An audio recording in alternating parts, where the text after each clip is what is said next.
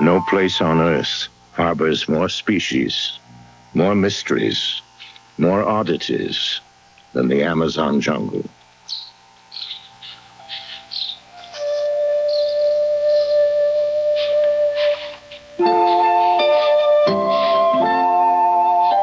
Yet few species of plant or animal evoke the fascination of a common-looking leaf that grows at the jungle's edge, a leaf with extraordinary powers. Across 4 millennia, Andean natives have chewed the leaf, wadding it in their cheeks, unlocking a stimulant once treasured by the Incas.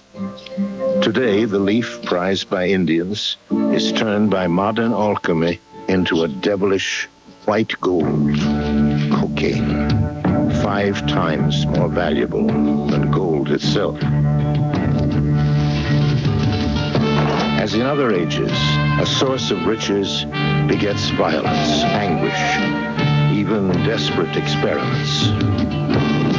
Led by Jean-Michel Cousteau, a Calypso team sets out on a special mission.